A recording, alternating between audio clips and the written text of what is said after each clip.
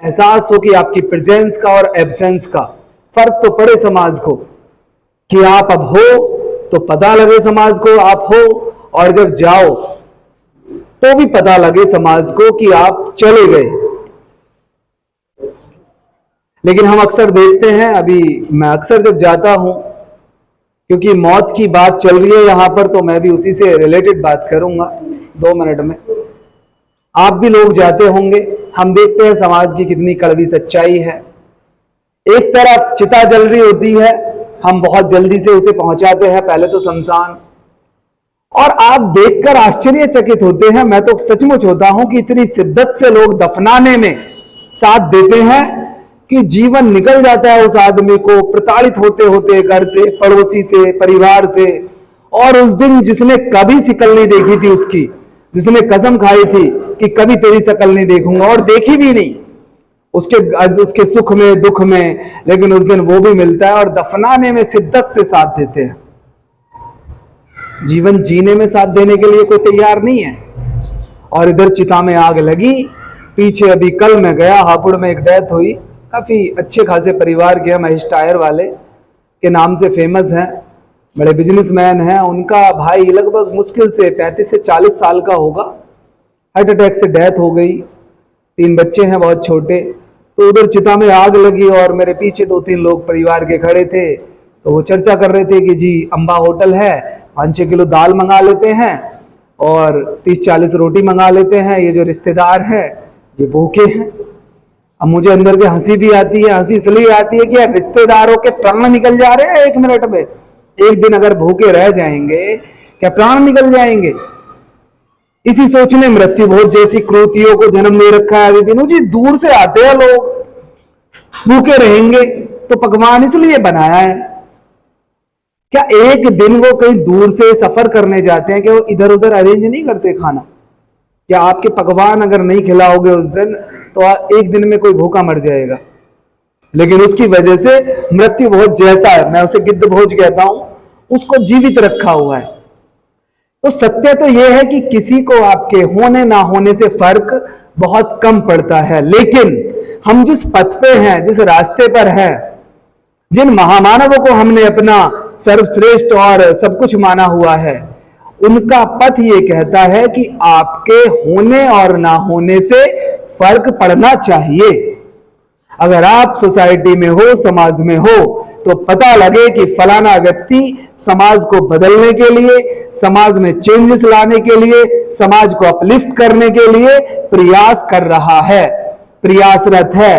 भले अपने स्तर से वो छोटा कार्य करता हो या बड़ा करता हो।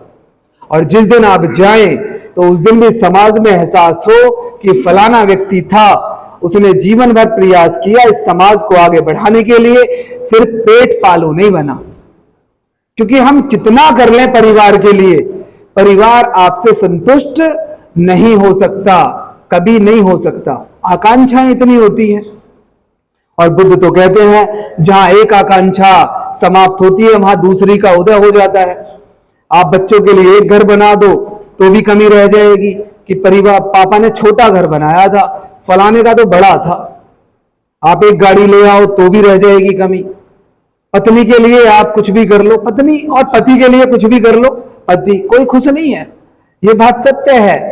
जीवन ऐसे ही चल रहा है, वेल्डिंग, कुछ जुगाड़ की वजह से, कुछ बच्चों की वजह से, कुछ पत्नियां इसलिए रुकी हैं क्योंकि उनके पास साधन नहीं है, कुछ पति इसलिए रुके हुए हैं कि अब दूसरी कोई पूछेगा नहीं उनको, इसलिए चलो ठीक है इसी से काम चला ले। नहीं तो सच्चाई ये है कि एक पति और पत्नी तलाक देने गए कोर्ट में, और तलाक होने वाला था, लेकिन पत्नी तैयार नहीं थी तलाक देने को। अब जज साहब बार बार पूछ रहे हर तारीख पे कि जी अब तैयार हो जाओ। पत्नी ने कहा नहीं। अच्छा, इस बार जज साहब ने पूछा कि सही सही कारण बताओ मुझे कि आप तलाक देना क्यों नहीं चाहती। जब आप खुश भी नहीं हो, परेशान हो, आप भी अग्री हो कि ये आदमी आपको संतुष्ट और खुश रखने में विफल हुआ है, तो आप तलाक देना क्यों नहीं चाहती। तो पत्नी ने कहा जज साहब 30-40 साल मैं इस आदमी के साथ रही हूं, और अब आप क्या चाहते हो, मुझे तलाक देके खुशी की जिंदगी जिए। तो ऐसा सच्चाई सोसाइटी की है, ये किसी से नहीं छिपा है। हमें छुपाना इसलिए पड़ता है अगर हम सच्चाई को इजहार करें खुद से भी तो चोट लगती है अपने अहंकार को, ईगो को। लगता है यार मैं जिसके लिए इतना कुछ कर रहा हूं और मतलब मेरे लिए कोई कुछ है ही नहीं, तो डर लगता है उससे, सच्चाई से। इसलिए हम पर्दा डाल के रखते हैं, अपने आप को छुपा के रखते हैं। लेकिन सच्चाई तो बुद्ध ने बड़े खुले शब्दों में बड़ी सहजता से बताई। बाबा साहब जैसे अभी साहब ने बताया, 3 दिन बाद घर में गए और समाज कह रहा है कि अरे कैसे समाज सेवी हो, कैसे समाज सेवी हो, बच्चे भाई की डेथ हो गई और 3 दिन बाद आए हो। तो ये सारी चीजें सांकेतिक हैं जो महापुरुषों ने बताई और कही। ये बताती हैं कि आप अपने जीवन के लिए कितना भी प्रयास करो व्यक्तिगत, ऐसा नहीं है कि प्रयास करना छोड़ दो परिवार के लिए या समाज में अपने लिए, अपने आप को ऊपर उठाने के लिए। लेकिन सवाल यह है कि अपने साथ आप सोसाइटी के लिए क्या कर रहे हैं, क्योंकि सोसाइटी तो आपको याद रखेगी।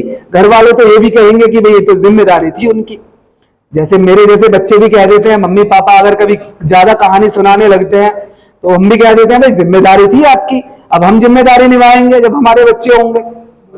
आप जैसे लोगों से भी कहने को सुनने को मिल जाता है औलाद से, तो ये चीजें आती हैं। लेकिन सोसाइटी जब आगे बढ़ती है तो वो आपके पदचिन्ह, आपके कार्य हमेशा इंगित करते हैं उन दूसरे लोगों को जो आपसे मोटिवेट होंगे या आज तक हुए हैं।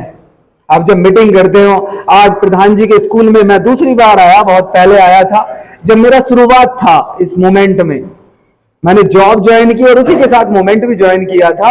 मेरे साथ बड़ा कॉन्फिडेंस हुआ है। लोग नौकरी मिलने पर छोड़ देते हैं मोमेंट को, लेकिन मुझे नौकरी मिलने पर ही मैंने ज्वाइन किया और मेरी सारी सैटरडे संडे, मेरी सारी छुट्टियां इस तरह से गई और मैं बड़ा खुश और संतुष्ट और आनंदित रहता हूं आज भी कि मैंने अपना प्रयास कभी छोड़ा नहीं। बहुत सारी चीजें अप एंड डाउन आए जीवन में। अब प्रधान जी प्रयास कर रहे हैं तो बहुत जगह चर्चा हम लोग करते हैं कि जी भाई फलानी जगह एलआर पब्लिक स्कूल है, हमारे प्रधान जी का है, और अपना स्कूल चलाने के साथ वो समाज का कार्य भी करते हैं। लोग चर्चा करेंगे, हम नौकरी करते हैं, ये कोई बड़ा कार्य नहीं कर रहे हम। आप सोचो, बुद्ध से लेकर, नानक से लेकर, महावीर से लेकर, कबीर से लेकर, रैदास से लेकर, पेरियार ईवी रामास्वामी नायकर से लेकर, या हमारे महामना ज्योतिबा फूले जी से लेकर मान्यवर साहब तक अगर हम देखेंगे तो नौकरी छोड़ना तो बताया उन्होंने, नौकरी छोड़ी ही, लेकिन किसी ने ये नहीं कहा कि भाई नौकरी करो। लेकिन ऐसा ये भी नहीं है कि उन्होंने नौकरी ना करे, ये भी बताया। सांकेतिक उन्होंने बताया कि नौकरी पेट पालने का साधन है, आपके जीवन का साध्य नहीं हो सकती, साधन हो सकती है।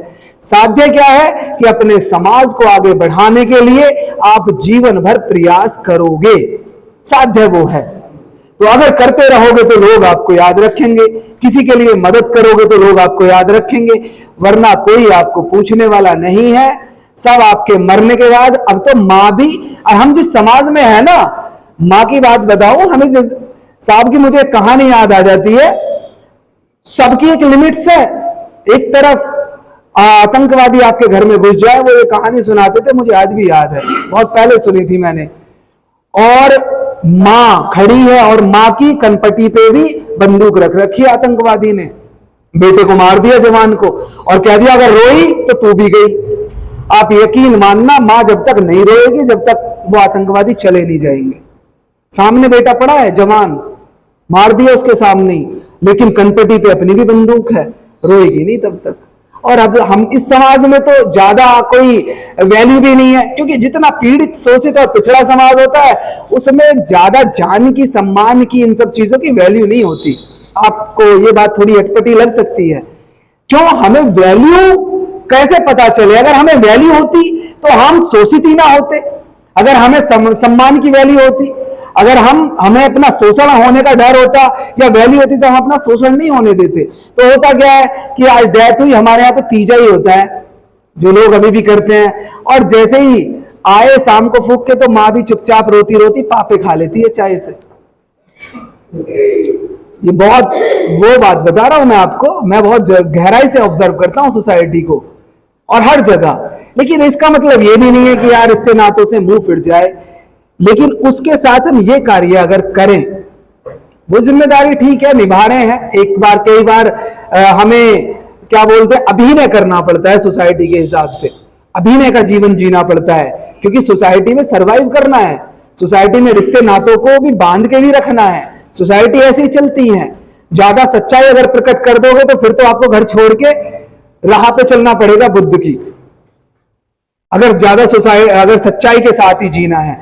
लेकिन इनके साथ, अभिनय के साथ, ये जीवन है जो हम कर सकते हैं।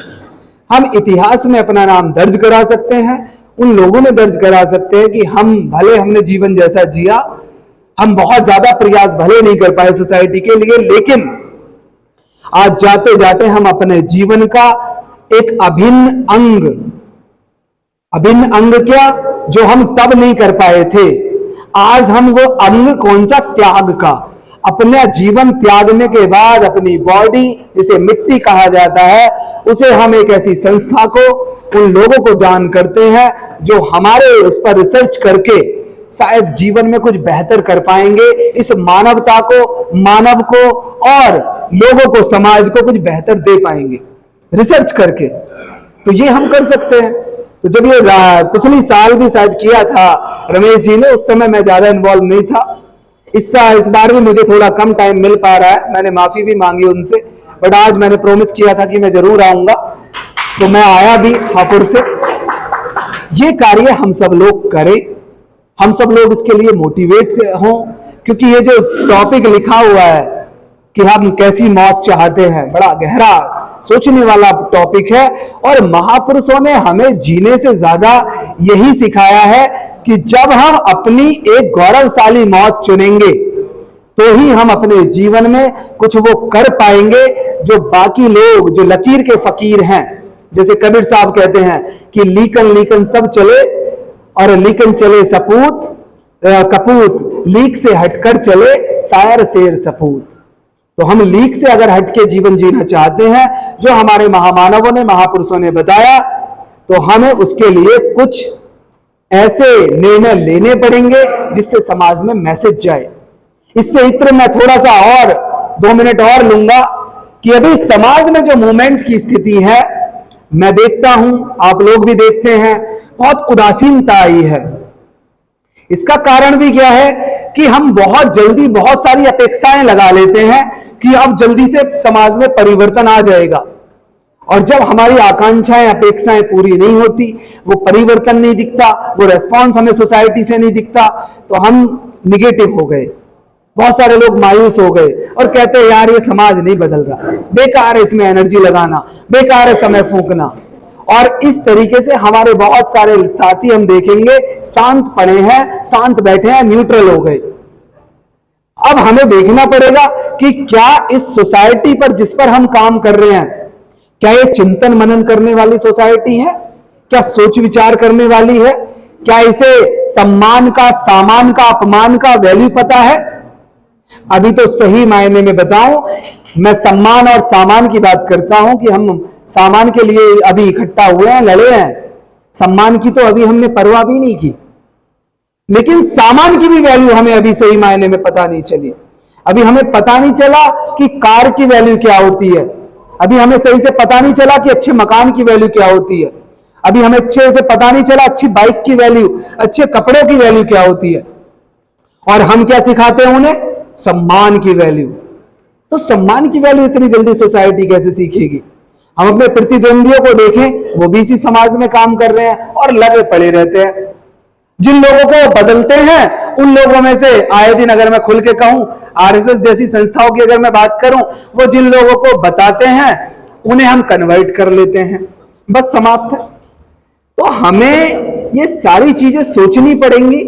हमें मायूसी से इत्र ये सोचना पड़ेगा कि उन लोगों से मोटिवेट होना पड़ेगा जो लोग लगातार कर रहे हैं, कार्य कर रहे हैं, उन लोगों को साथ लेकर, और अगर साथ नहीं है तो हम रिक्वेस्ट करें उनसे, एक दूसरे का साथ देते हुए इस समाज में कार्य लगातार करते रहना पड़ेगा। क्योंकि परिवर्तन कोई 1 या 2 साल में या सदी में भी, 1-2 सदी में भी होने वाली प्रक्रिया नहीं है। परिवर्तन सदियों निरंतर चलने वाली प्रक्रिया है। तो आपने इतने ध्यान से मुझे सुना, इतना अच्छा टॉपिक यहाँ पर चर्चा हुआ, मुझे सुनने का मौका मिला। आप सबके प्रयास से, खासकर हमारे एलआर पब्लिक स्कूल के जो ऑनर हैं, जो मालिक हैं, हमारे प्रधान जी के प्रयास से मैं सभी का साधुवाद प्रकट करता हूं। धन्यवाद। जय भीम।